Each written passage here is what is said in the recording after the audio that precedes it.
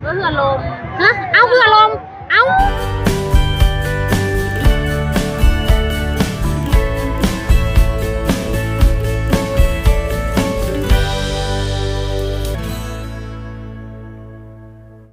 สบายดีพี่น้องก็ต้อนรับเข้าสู่ช่องชิปแชนแนลได้พี่น้องตอนนี้ทิวกับแม่น้องนิวนี่เด็กๆมาเที่ยวงานบุญพี่น้องเมื่อนี้มีงานบุญสวงเฮืออยู่วัดน้องลวงบ้านน้องลวงน้องลวงก็คือน้องธรรมศาสตร์น้องที่ใหญ่ที่สุดในโซปปลาวในประเทศลาวพี่น้องมากับแม่น้องนิวกัน2คนนั่นนี่เด็กๆบางเพียนเด็กๆคือสิบ่ฮู้ว่ามีบุญแท้บอกอยู่ได้แต่ว่าเพิ่นบ่เชื่อนะพี่น้องน้องเนยเพิ่นก็คอลงโรงเรียนเนาะตำบิดว่าสิมาส่งเอ้ยๆเพิ่นหาลงโรงเรียนเพิ่นสิมานํแต่ว่าบ่มาพี่น้องตอนนี้ก็ย่างเข้ามาทางด้านในเลยเด้อพี่น้องทิพกาถ้ากระหูมื้อนี้ได้ว่ามีงานบุญแล้วก็พากันมาเลยนี่นะบอนนี้ก็คือบอนที่มาเบิ่งหม้อลำเรื่องสอดแจ้งให้ได้พี่น้องตอนนั้นป้าทอนเพิ่นมาเฮ็ดบุญอยู่นี่แล้วก็จ้างหม้อลำเรื่องมาอยู่บอนนี้แหละอันนี้ก็เป็นงานบุญสวงเฮืองานบุญสวงเฮือนี่ก็จะมีอยู่บึงสร้างแล้วก็อยู่โพนงามไผแล้วก็มีอยู่เสียงโหบ่มีเนาะในโฮมวันที่27เดือนนี้บ่อันนี้ก็แม่ค้าคนเก่าคนเดิมพี่น้องสอดผีเลยไปขายบุญน้องแค่นนํกันไอ้มุกไปถูกงานเนาะเจ้าเนาะจะเป็นหูเนาะเงินไหลใส่เนาะมีแต่ห้าบ่มีใส่เลยสู้คือกันแล้วจะเห็นสู้นึกที่เนาะฮะทะลินตมเห็นว่าน้องล้วงแห่งนี่ก็มีประวัติอยู่ได้พี่น้องก็คือจะมีแลนข้อค่ำเนาะอยู่ไทยจะมีน้องฮานน้องลมแต่ว่าอยู่ลาวนี่คือจะมีน้องล้วงมีบอนบ้านแม่ไม้พร้อมได้แต่ว่าปัจจุบันนี้ก็บ่ฮู้ว่ายังอยู่บ่หรือว่าลงล่ะอยู่กลางดอนพุ่นน่ะพี่น้องแลนข้อค่ำก็คือจะอยู่บอนนี้นะพี่น้องจะมีเหลืองเราคือกันแต่ก่อนนี่เอากับไปหรอกมาขายปะนี่ได้ผู้นี้ก็อยู่ตลาดแล้วก็ยังมาขายเด้พี่น้องคือจะมีแลนข้อค่ำอยู่บอนนี้เนาะนี่เด้แบบว่าหลากแล่นคือไปกินจนเป็นหวยก็จะอยู่ทางแถวพุ่นแหละเป็นหองหลากแล่นหวยหลากแล่นเนาะเขาจะเอิ้นเป็นเรื่องเราแต่ก่อนนี่อันนี้ก็เป็นหางคล้ายเสื้อผ้านี่ปั้นแต่ว่าปั้นตลาดเกินทีเลยนะปัจจุบันนี่เสื้อผ้าบอนนี้เคยมานั่งกินตำกับน้องแดนอยู่ได้นะคันบ่ตายก็มาผู้เสียชีวิตได้พี่น้องคันแม่นบ่เสียนี่ก็มาแล้วนี่เดยอยู่นี่ก็วงดนตรีนี่มื้อแรกงั้นเนาะเสียงสวรรค์วงเสียงสวรรค์พี่น้องโต๊ะบ่ต้องใหญ่ตังบ่ต้องหลายเพราะว่ายืดเต็มตัวเดียวเลยวะนี่โอ้คนละโต๊ะเลยปันเฮียนหนังสือเนาะนี่พี่น้องเขาเจ้าก็จะเฮ็ดเป็นขังจังซี่ไว้กันคนอันเอาเครื่องเขาในแบบว่าซื้อเบียร์ซื้อยังแต่น้องเขาในอ่ะนะนี่เขาเอารถมาฮอดพี่ก็ยังได้ฮอดแล้วน้องลวงพี่น้อง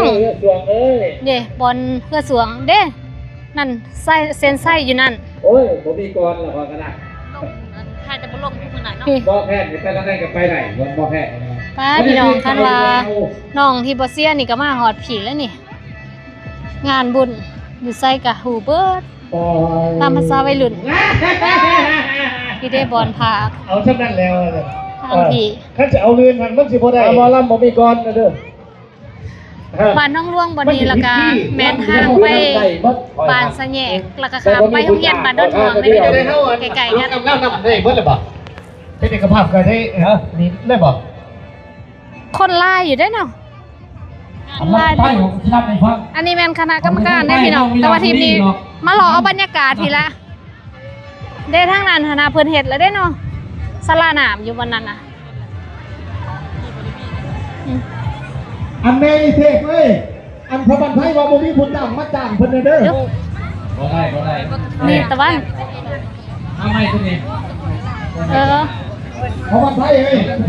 อันเพิ่นจ้างไอ้คนนึงจะมาล้ำบ่สุดล้ำบ่เฮาวัดคือบ่ฮู้ว่ามีงานบุญอยู่ไสเนาะเขาเจ้าฮู้จังได๋เนาะ ใช่นี่บ่ พอเขาก็จะเป็นเราเด้อ ซื้อแน่จะซื้อกระลำเนี่ยเอาจอกันจอกเท่าไหร่จอก5,000เนาะจอก10 บาท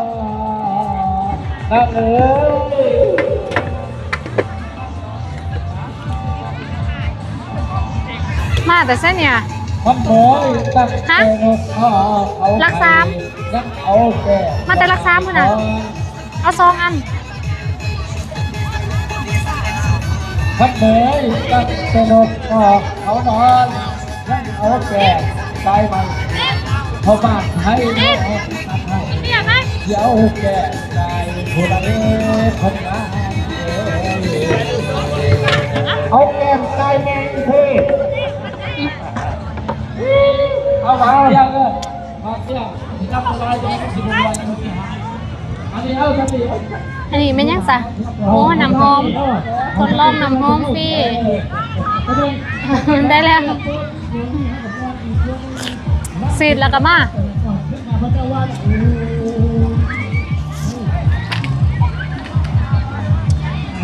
บ่คือตลาดเกินทีบ่ได้เหรอมีหมดยังเกือบเก็บยังมีหมด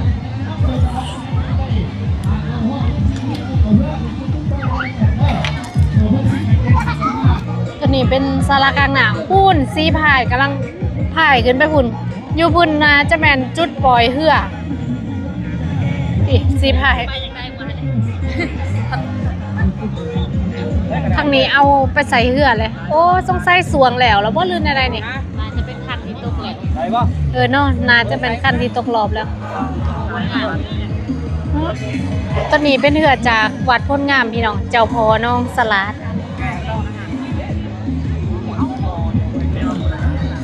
คนก็หลายๆพี่น้องมีหมดทุกวันทุกแจ้งเขาคือบ่ฮู้ซะเนาะว่ามีงานบุญเนาะเจ้าคือฮู้อ่ะฮาโมเมนต์สายบุญเลยบ่ฮู้แถวนั้นมันมีตู่พี่น้องทิมก็เลยไปอยู่ทางพุ่นลำคางนั้นแม่นเหือบันสะแยกส่วนตัวนี้แม่นเหือซ่องคอนตัวนั้นบ่เห็นสื่อทีมนี้บ่ฮู้ว่าเพิ่นเตรียมขึ้นบ่หรือว่าจังไดนี่สีพายน่าจะสแตนบายเตรียมขึ้นแข่งเบิ่งลองซูมเบิ่งกันบาดได้พี่น้อง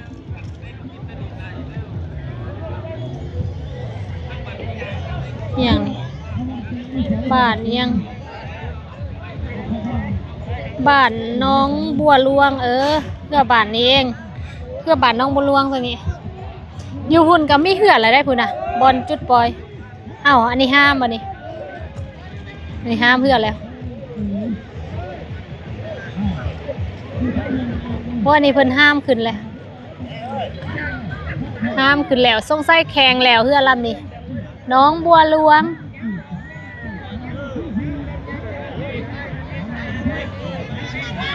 เหือว่าลักใหญ่เป็นตะนักเบิ่งไปเบิ่งมาก็คือเขียนกระเดื่อนเนาะลายตีนนะน้องบัวหลวง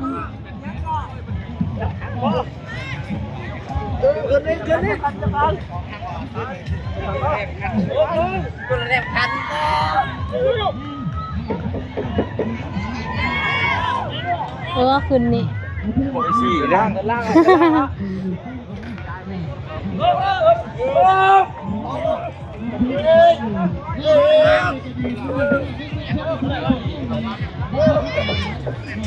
อยู่ทางหุ่นมีหนุ่มย่างข้าวอยู่แล้ว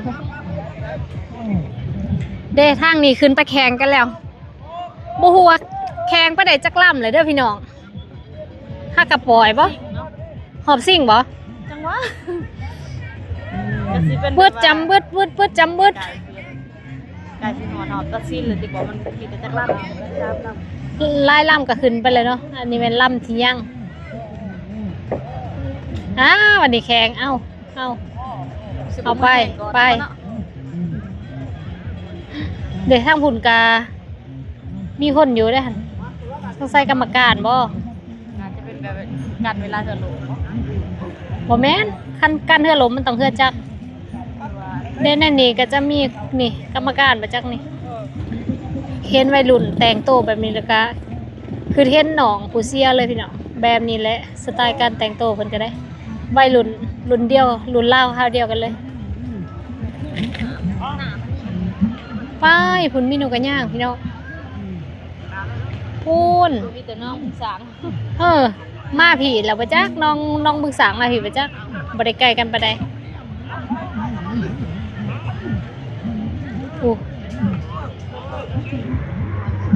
ตอนนี้กำลังสิออกแล้วพี่น้องอันนี้ยังบ่แม่นหอบซิ่งอันนี้ยังแข่งกันอยู่ยังบ่แม่นหอบสุดท้าย เขาอย่างก่อน แข่งกันเมื่อวานนี่เข้าหอบแล้ว แล้วก็มาแข่งกันอีกมื้อนี้ก็ต้องแข่งจนเรือลำเดียวพุ่นแล้วเนาะตอนนี้ ต้องรับสุดท้ายแล้วกันได้ที่หนึ่ง ตอนนี้ ตัวนี้น่าจะเลือ3 ลำกว่าตัวนี้กระถางแดง ยังเรือแต่3ลำบ่เราคือว่าเรือ7หาแข่งเมื่อวานบ่ ทั้งมืดทันเจ็ด ทั้งมื้อน่ะ7แข่งแล้วเมื่อวานนี้ ว่านี่ไอ้มือที่แข่งอีก 7ลำมันคือแต่เฮาซองเหมือเนาะกะแข่งคัดเอานี่ สิ่งสวยสุดหน่อย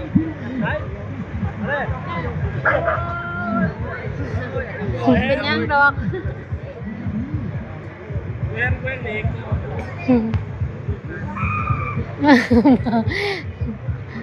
ขาวโลดไว้ละรุ่นพี่น้องออกมาแล้ววันนี้ เอามาแล้ว เอ้าออกมาแล้ว ตัวนี้คือสิไปไวกว่าเนาะซุ่มกัน พอทั้งนั้นพุ่นน่ะข้างนั้น เพราะตัวนั้นออกสาแต่ว่าตัวนี้ออกไวกว่าแต่ว่าตัวนั้นเลยสิไปกว่า และข้างนั้นหันเด้ข้างนั้นไวกว่าเด้แล้วก็ เข้า แล้วก็ สาแต่ว่าเข้าไปได้สวงอันนี้ไวอยู่แต่คนไปบ่ไหว เด้พี่น้องมีเหือน้ำลังได้นี่เด้อันนี้ก็เป็นเหือคือซีเมนป้องกันเนาะเหือป้องกันเหืออันเซฟตี้เอาข้างนั้นเอาข้างนี้บ่ข้างนี้บ่วันนี้ เอามันเป็นยังผ้ามันมีผ้าแรกขนาดก็เหือลม ฮะเอาเหือลมอู้ฮักกล้วยบ่เลิกติเอ้ยลม งาม เอาฮักอะอันเท้าบ่ลื่นได้บัดนี้ค่ะสนาเลยบ่ ทำเป็นไส้แล้วก็แล้วเหือลมเอ๊ะ เหือลม ขอบคุณ อุ้ยมันคือลมเนาะ ประคาบดีลมว่า ลมบัดพื้นเดือนหนึ่งพี่น้อง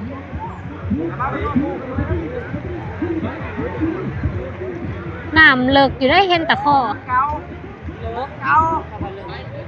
สิแค่เลือดอะไร ฮะ น้ำปลาสิแค่เลือดอะไรมาแล้วพี่ฮอตใจแล้วพี่ เอาหอดแล้วปะอู้หอดแล้วคุณเข่าแล้ว คิดว่าฝ้าวจะดอกยุดย้อนเจ้าเพื่อน สนะไปแล้วจากบ้านได้สนะ มันกันแฉกก็ได้เสียเขาไปหาน้องพื้นเนาะ เพื่อที่เขาไปเมื่อกี้ค่ะเป็นเพื่อบานน้องพื้พี่น้องส่วนเพื่อต้นนี้หันเป็นเพื่อยังก็ แฉกก็ไป บ่เพื่อต้นลมนี่เพื่อยัง ทางคำเรือม ทาข้ามเรือมเนาะบ้านน้ำท่วม เพื่อกระลมอีก ส้นมือจอ กับเมืองส้นมืดนี่แหละเขาจะมาแข่งนี่แล้วก็ยังสิมีอีกคู่หนึ่งพี่น้องก็คือตะนู่นกับสะแยกขั้นเฮือล่ำได้แบบว่าสนะแล้วจังมาเจอกับเฮือที่เขาเซ็นไซไปเมื่อกี้นี้ก็คือบ้านน้องพื้นนั่นเอง มันอยู่แบบนี้มันกับมันนวด ตอนนี้ขึ้นมาแล้วพี่น้องซีพายที่ว่าลมเมื่อกี้นี้ให้แต่ว่าคนที่พายกับลอยน้ำเป็นมือสุคนเด้อ เพื่อลำนี้ชอบเพื่อลมแล้วนี่ เพื่อ ลำเก่านี่ มันเป็นยังไงเขาว่ามันล่มแต่ว่ากระล่มแห้งนี่ได้พี่น้องก็เจ้านะอยู่ค้างว่างทั้งว่างนี่นะมันน่าจะแห้งกว่าเนาะเพราะว่าเฮือค้างนี่ฮะนะมันถือลำขนาดบางหนักลำที่ชอบมันจะถึงลำนั้นบ้างอะไรมันก็คืนมันก็ น่าจะแต่ว่าซีพายยังผันมีแต่หุ่นคึกเลยเนาะหุ่นแบบนั้นเลยนะทรงแข็งแห้งดีเนาะ ชอบเรือลมอื่นกับบริลม มุมขั้นเดียวนี่ เรือเป็นน้ำมันกระบูเนาะหอดไว้อินวาเขาจะอยู่เบื้องใดมีทางลมอยู่ลากไซตัวนี้ก็ บางทีแบบเพื่อมันนั่นเพิ่นว่าสลบมันบ่หับลมได้ดีบ่ได้ดีจังได๋นี่แต่วัยรุ่นได้เนาะ มีแต่วัยรุ่นพี่น้อง เคยเห็นกับยับกับเรา มีแต่วัยรุ่นเด้กรรมการเพิ่นก็เว้าอยู่ใกล้ๆพี่น้องบ่เข้าใจนะจักเพิ่นเว้าหยัง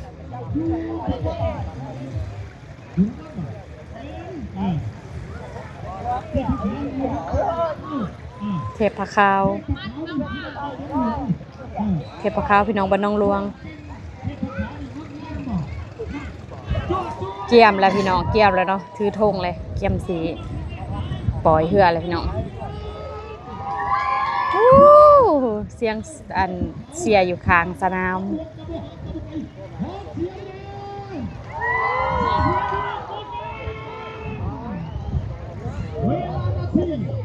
เกี่ยมแล้วพี่น้องเกี่ยมแล้วสิปล่อยแล้วพี่น้องเกี่ยมแล้ว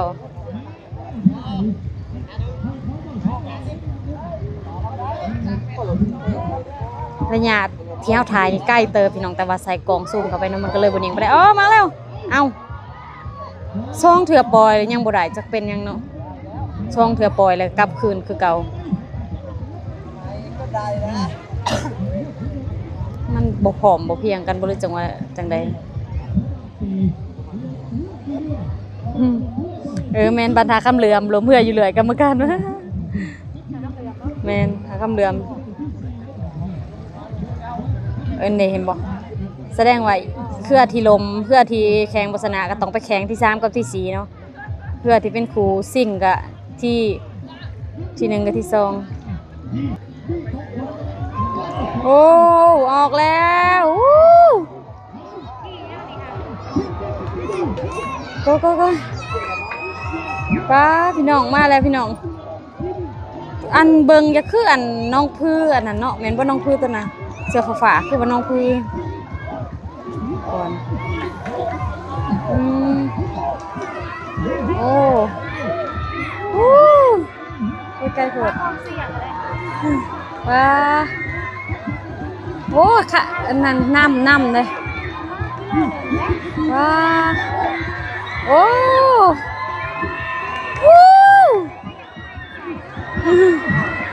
โอ้น้ำอีกแล้วโอ้ยน้ำมาซิ่งเลยเซตมาดิอ้าวซูซี่เซตน้ำแล้วโอ้ยน้ำแล้ว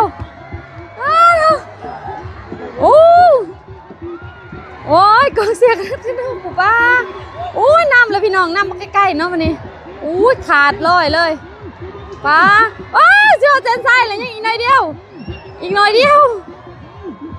โอ้ยกินขาดเลยโอ้ยแล้ว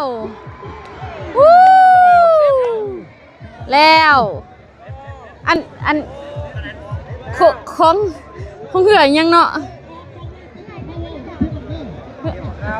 เทพข้าวบานเนี่ยมาตะโน่นตะโน่นเนาะได้ปะนี่โอ้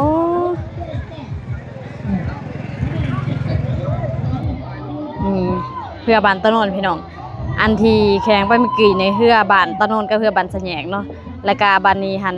ตะโน่นเขาหอพี่น้องแล้วก็สิไปซิ่งอันอีกอย่างก็สะแหยกก็สิไปซิ่งกับทักคำเรือมที่เรือลมเมื่อกี้นี่พี่น้อง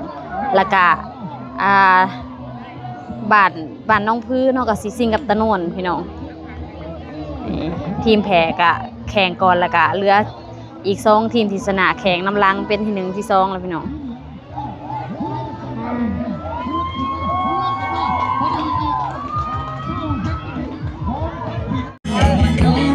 มันยังจะมีเหือสวงอีพี่น้องแต่ว่าเขาเจ้านั่นปล่อยเหือปลดก็เลยว่าสิบ่ได้ทาเบิ่งสิยางรอแล้วก็สิออกเมื่อแถวนี้มันมีตู่นะพี่น้องยูทูบเบอร์นี่ย่านย่านลิขสิทธิ์ขนาดเลยเบิ่งดูแถวนี้นะมันมีน้ำได้พี่น้องอันนี้เป็นน้ำค่ำที่มันไหลลงมาแถวนี้มันจะเป็นน้ำค่ำน้ำออกบ่อนะทางผีคณะกรรมการผากเสียงบ่ได้ยินเลยเพราะว่าเฮาไปอยู่ทางนั้นเฮาบ่ได้อยู่ทางนี้เพิ่นจะอยู่บอนที่ว่าไก่เส้นไส้อะนะคณะกรรมการทางนี้ก็มีบอลจะแยกพี่ขอเสียงคณะกรรมการโอ้ยสมหน่อยแท้พี่ได้กรรมการหัว เนี่ยเป็นตาสู่เขาอยู่เนาะเฮ้ยเนาะการที่ว่าเดียวนี่เดียสำคัญนะพี่น้องนักแสดงเด้อเจ้าทางวาสนาไปก็ได้ลดแล้วก็ได้ไปแล้ว2รากีตามงานบุญนะเพิ่นสิมีแบบป้องกันจังซี่เด้อพี่น้องเจ้าหน้าที่ป้องกันความสงบจะต้องมีทุกงานเลยสิมาทางนี้นะพอดีสิมาเบิ่งพักเสริมเนี่ยพี่น้องสิมาเดี๋ยวพักก็เลยว่าถือโอกาสมาลิ้นงานบุญเลยป้ามื้อแรงนี่คนคือสิหลายนั่นนี่แต่ว่าบ่ได้มาโอ้ยรถไฟนอนนี่เนาะรถเจ้านี่บ่มันต่ำค่อยนี่เจ้าและตามรถคอยโหดแน่ตามรถไฟชื่อเนี่ยมันกระทันชิมจะมันกระทันมาอ่ะบ่มันคือบ่สุกมากละหมดเจ้านี่บ่สุกก็มาขายบีบเอาคันว่ามันสุกหรือมันเละจะก็บีบเอาบ่ค่อยสิกินตอนนี้ได้นี่ตัวมาขายโล30ยังแข็งอยู่เพื่อเข้าไปบ่มใช้เวลาเนาะโลละแสนกี่40 ทอน 60โล200ก็ได้ต้องเก่งโล200ก็ได้200ให้คือคักแล้วโล200ให้เอาถึงโลไปอ่ะเอาทั้งหมดดีบ่ถึงโลเปล่าเป็นงานบุญที่แบบมาเที่ยวและแบบบ่ปวดหัวขนาดจักหน่อยบ่ได้มานำบ่ได้วุ่นวายบ่ได้นะข้ามมื้อแรงคือสิม่วนมาขายแต่เมื่อวานนี่คือบ่ผู้สาวขายนมเหนียวจอก10,000เนาะจอกละ20 บาทแม่นบ่จอกละเอาจอก25จอกละ30 กว่าบาท40 บาทจอกละ40 บาทคงละว่าถ้าจอกละ12อันบ่คือว่าที่แล้วจอกเสือกหมด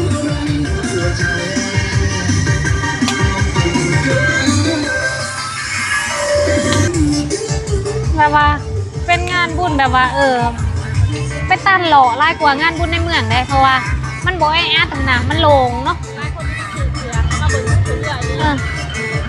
คนจะอยู่ทั้งพุ่นเครื่องคล้องนี่มื้อแรงมื้อแรกจะไหนคายคุณรุ่นนี่ซีพายเมื่อเลยเจ้าพอโพซีบานแน่นอนนี่เนาะเจ้าพอโพซีนี่เพื่อยาวๆเนาะเพื่อสวงนี่เนาะเตรียมกลับบ้าน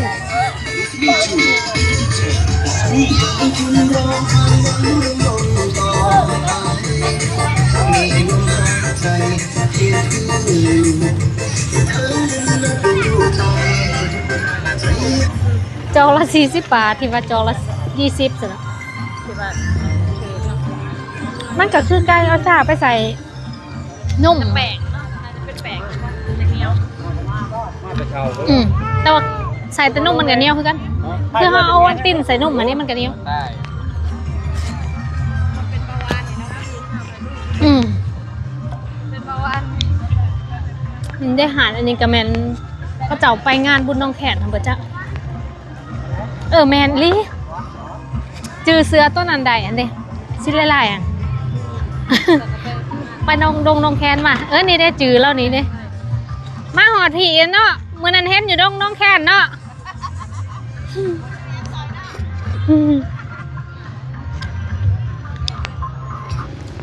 ตอนนี้ยังกลับมาเฮารถแล้วพี่น้อง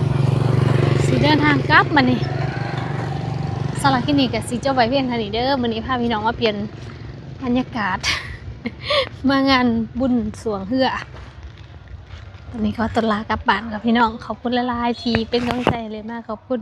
ทุกการซัพพอร์ตทุกการสนับสนุนเด้อทุกกำลังใจเด้อพี่น้องเจอกันใหม่ในคลิปต่อไปสวัสดีหากเจอรถบ่เห็นบัดนี้พี่น้องเอ้ย